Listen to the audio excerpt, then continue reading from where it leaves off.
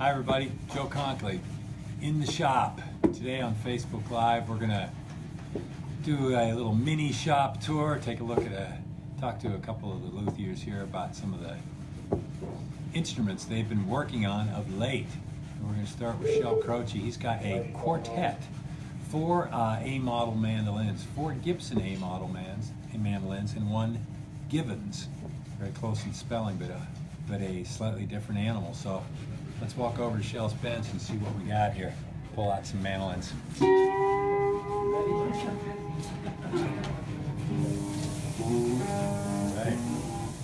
First one. Hey Shel. Hey Shel. Hello everyone. Good. So here's the first victim. Nice sunburst an A4, which is usually a nice sunburst bound top and back instrument with the paddle peg head, slightly larger peg head.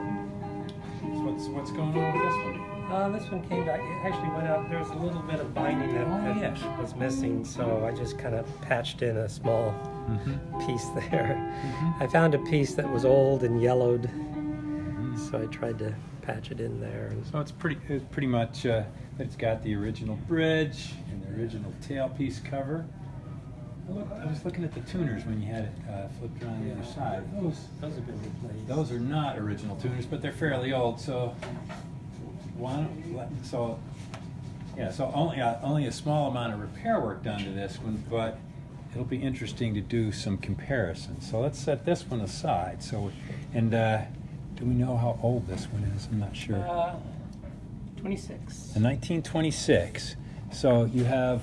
Let's go to the other paddle peg head A4 and do a direct comparison, just to see, just a little,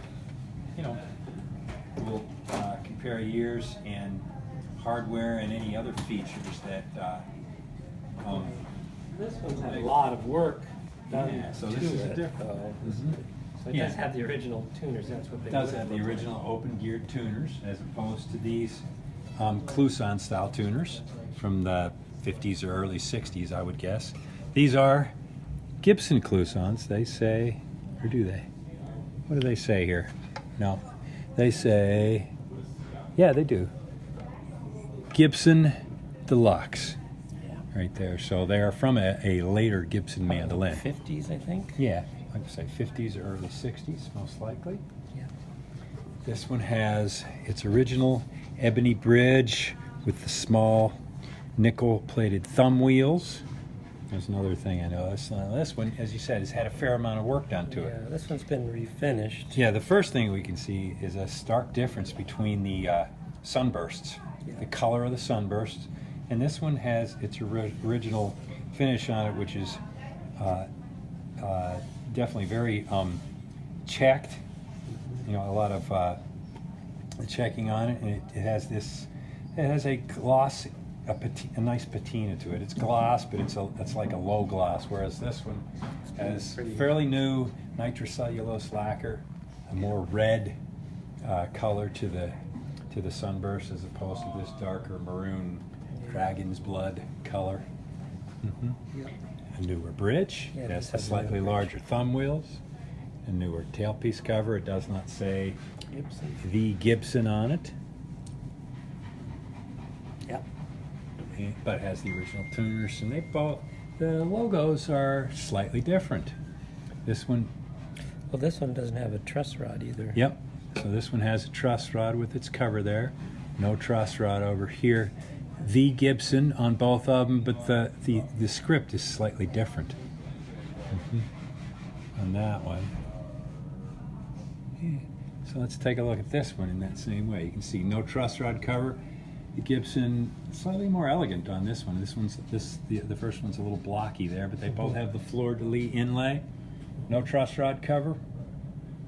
So what kind of work were you doing on this one? This one had an open top seam. I didn't do the dark, but there was a long open top seam that got glued and so this pleated. These two things are previous repairs underneath that refinish, but there was that crack extended all the way from there to there, so Shel repaired that. And then there was a couple of open seams along the back edge here that got re-glued. not an unusual thing. We see a lot of older Gibson mandolins, especially ones that like the A1, and A2 and A3, all of those. I forget which ones. A and A1 certainly do not have binding on the back. Yeah. And so the backs tend to shrink up. Yeah. And so that creates a lot of stress on this back joint here. So we see that a lot, wriggling the back and sides there.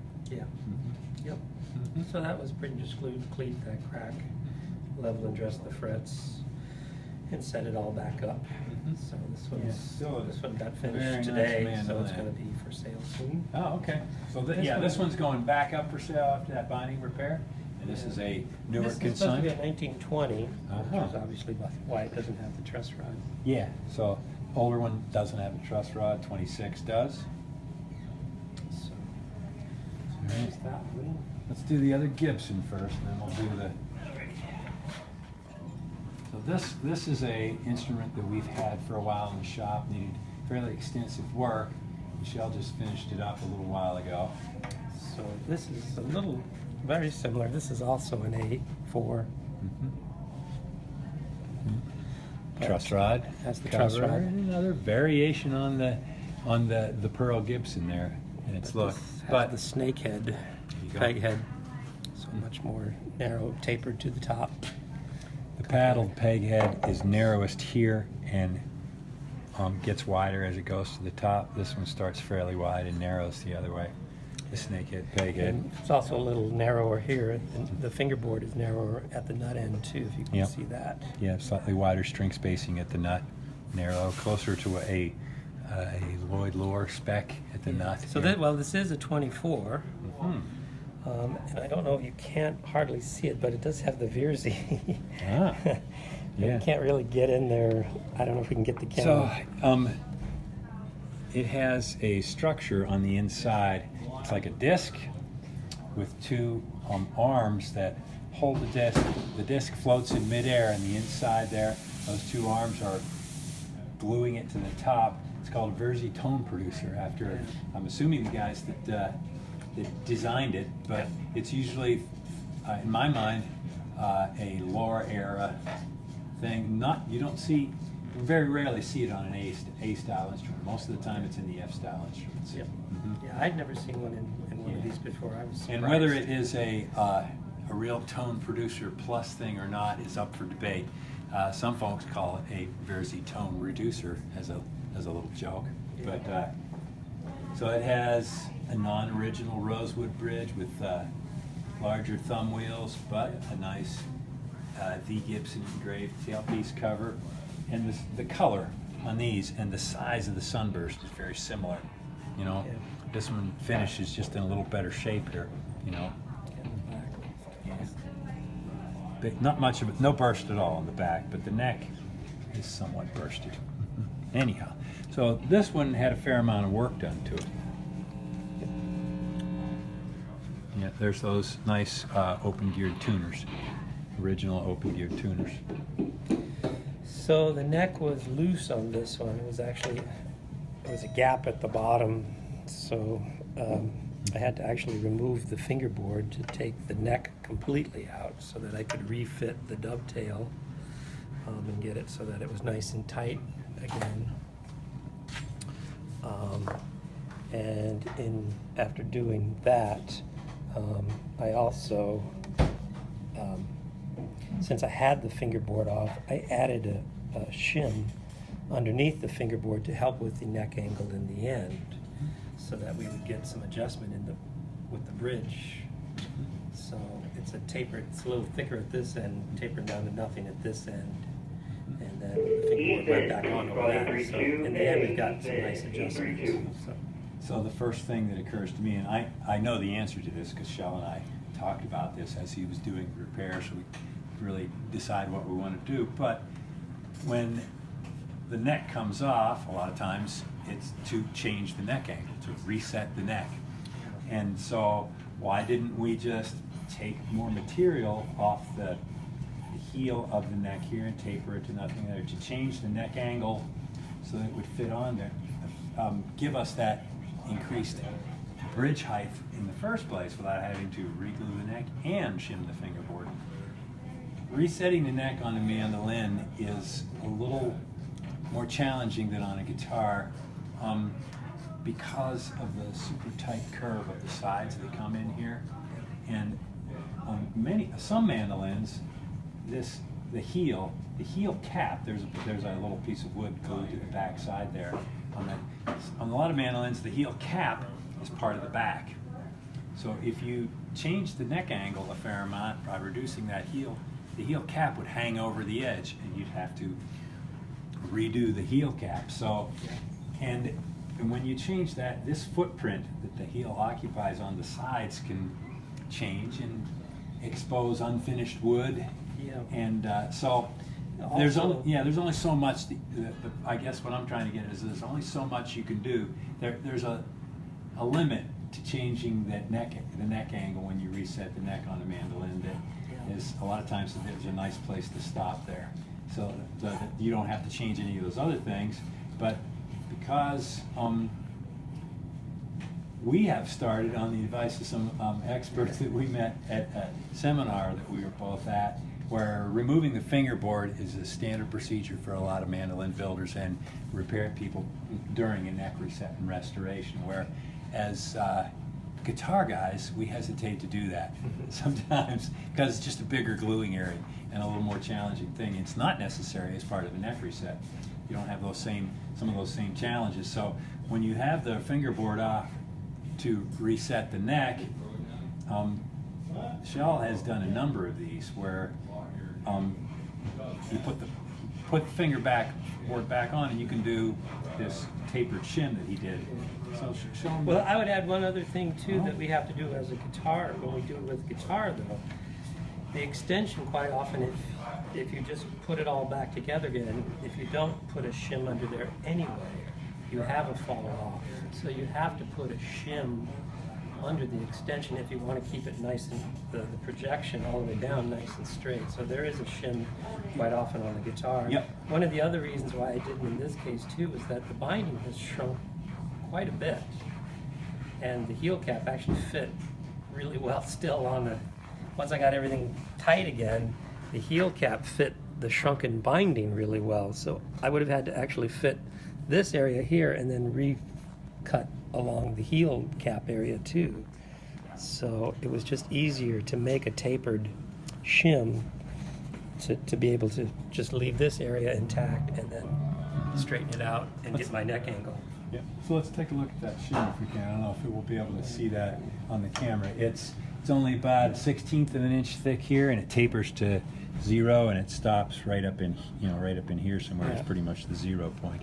Yeah. But that's what we're talking about. Is this Shell has stained the shim to match the top stain there, so it's pretty well hidden. But it's that 1/16 of an inch right there, and that was enough to really get a proper neck angle, which will give us a proper bridge height. In addition to the adjustability of the bridge up and down at this point, it's sort of it's at an optimum tension. This angle that we're getting here as the strings come off the tailpiece and go over the bridge, it's at an optimum tension. There's enough downward pressure on the bridge to get the top working and moving. But it's not too much that is inhibiting that movement too. You can have too steep of an angle. So there's a sweet spot in there as far as the bridge height. It corresponds to a neck angle. It gets the thing sounded at its best too. Yep. Mm-hmm. All right. So there's that one. So a slight variation on the Gibson theme here. And now we have another A-style mandolin. And this is a Givens, G-I-V, as in berry. So this is a gentleman that I was just reading up on Bob Givens. He started making mandolins with Tut Taylor in Nashville at one point, and then he ended up moving to Idaho and building A-style mandolins there. And Bob is no longer with us. And there's a limited number of these mandolins, and they're quite coveted. Many of the mandolins that he made were not super high end. They were like what I would consider to be really nicely made, good value instruments, but not super expensive. You know, not highly decorated, but just really great workhorse mandolins. Yep. And what are we doing to this one, Sean? Well, this one had really worn frets, so we're going to replace. Or I've already started to replace the frets. They're no gone. frets. All the They're frets gone have been now. pulled. So I pulled all the frets. There was also a bit of missing binding here, so you can kind of see. I haven't finished cleaning it up yet, but I've got a piece in there that I'll trim, clean up, and stain and touch up. Yep. And then I'll get new frets and set it all back up. In addition to the new frets, now that the frets are pulled, the next step would be to true up the fingerboard, so you have you have the opportunity to make sure that the neck is as straight and true as it can be, you know, because this one also does not have a truss rod, so there's no adjustment after the fact. So in addition to getting a brand new fret height, we're going to get a nice true fingerboard, which you have to calculate. When you put the frets in, you put a piece of metal into that slot, and you have to be careful that the fret that's going in there is not too wide. You want it to be wide enough that it fits in there tight and holds, and but not too wide so that it doesn't create too much compression in back bow. But you want a little bit of compression in back bow so that it counteracts the strings that pull it up. So there's some fine calculations you have to do there when you're anticipating, when you're truing up the fretboard and putting the frets in, anticipating the pull of the strings and all that. So to get a nice straight neck. So, but Also, go ahead.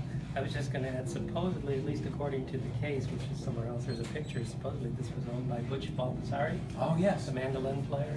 So there's a fairly- picture of him in the case with this mandolin. fairly So well-known Nashville mandolin player who is also no longer with us. He owned this mandolin and played it So, at some point. there you go. It's got some provenance. Yeah. And this one will also be for sale fairly soon. Yep. Yep. So it's a F-hole mandolin as opposed to the oval hole ones we've been looking at. Yeah. And it is inspired by, I know, one of the few, Lloyd Lohr mostly was associated with the F-style body shape, but the F-style holes, but there was very few instruments like this, A-style instruments with F-holes, that Snakehead, Peghead, that he was associated with.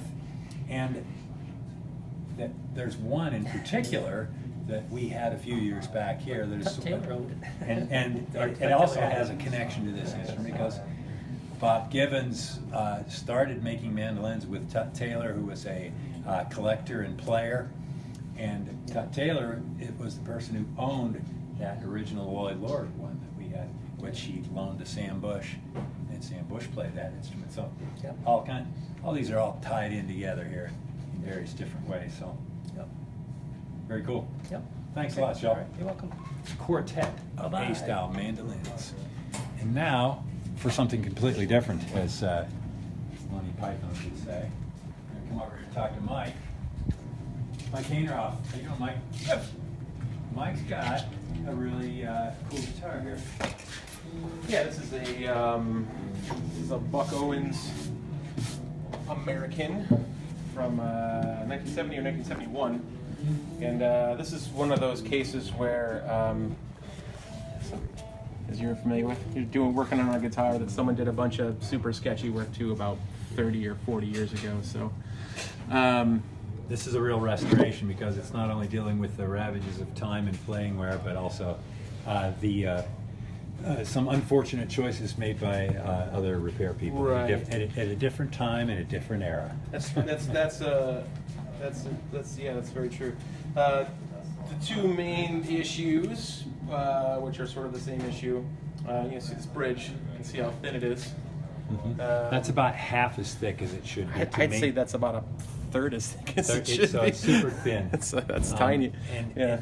it's so thin that it's in danger of its structural stability has been Yeah. compromised. And it's already got some cracks in there, and not to mention when a guitar bridge is shaved down like this, it's going to basically change the weight of the top, which is going to change the fundamental resonant frequency of the guitar, and it's going to muck up the way it sounds. That's why you got those old Martins and people have shaved on the bridge. they don't sound as good. Yep. And also this here, I don't know if this was, they routed this channel in here deeper to get more travel out of the saddle, or if that's the way Harmony actually made them back in the day. I don't know. So a little unusual to have a a 1/4 inch wide saddle, and usually the saddle slot is not the full depth of the bridge itself. It's about half, so for structural stability, but partly because we're not sure why. It's an adjustable, so I'm guessing okay. that the saddle was, the bridge was routed all the way through, and maybe it was routed into the top. Either way, I didn't feel like it should be routed to the top, so I plugged that up. And You just got that trimmed up then? yeah, that's what I was just doing. I oriented the grain 90 degrees. I don't know what, I don't think it matters in a situation like this. As opposed to gluing end grain to end grain. So the side grain. Yep, the grain at the top is going in this direction, and Mike's plug is going 90 degrees to that. Either way. Yeah, I think for starters, it would be a challenge to make this plug with the grain going in this direction out of spruce, fairly thin, and not have it fall apart in the process You'd also because have to- of all those super short end grains. I was also thinking like I'd have to ruin a bigger piece of wood. You know, like. And another way to look at it is we've probably added some strength to the top by Yeah, pouring that's it. what I was. That's what I was thinking. Maybe if it went the same way, it might be. The other issue is that someone reset this neck at some point, but they didn't change the neck angle. I'm guessing maybe the neck was loose and they just had to glue it on to make it tight again. So the neck was off, but the angle wasn't changed much. Yeah, but instead of heating this up and loosening this, they just sawed through the extension. You can see there's, on the side, you can see how they cut through the extension, which is not, again, not something you would do today. You're looking for a lot of strength out of the length of this piece of wood and out of this joint here. That's helps a lot with the rotational strength of that glue joint. So I have epoxied this back together. I filled this in with epoxy. I'm going to recut the fret slot so that there's as much holding this together as possible. The other issue is that, the neck angle was no good. They've shaved this way down. They cut through this, so when they set the neck back in there, this portion of the neck was set too low, so this was sitting up tall, so they shaved a whole bunch of wood off the top of this. So I'm going to have to do at least a partial refret through here to blend this in. I probably will end up just refretting the whole thing. Yeah. Is there a truss? Yeah, There's truss rod. There is a truss rod. Yeah. And it's pretty rare to see one of these Buck Owens Americans where the peghead overlay is still completely intact. They celluloid. So it's a plastic overlay, huh? Yeah. I think Juan is trying to direct us so you can read Gotcha. the Buck Owens there. And of course, this is the guitar model that Buck played on Hee Haw with Roy Clark when they were picking hand grain. I don't remember that. You don't remember that? He's too young for that. Or I'm too old for that. One or the other, huh? Yeah. But these are pretty cool guitars. Yeah. Notably played by Ryan Adams. Ryan Adams is a big fan of these guitars. Pat Smear. Pat Smear. Nirvana Unplugged. Nirvana. He's playing one of these. That was the first time I ever saw one of those. Yeah. I was like, what's that janky guitar he's playing? Oh, it's actually a pretty cool guitar. Yeah, I don't think originally they were not thought of as a high-end guitar, Yeah. but certainly gained some collectible cachet with Buck and Hee Haw. Cool. There we go. The Buck Owens. What's it called? American. American, not all American. Buck Owens American and a quartet of Gibson mandolins. That's what we have for you today in the shop. Like us on Facebook, share. Tune in a couple of weeks. See y'all.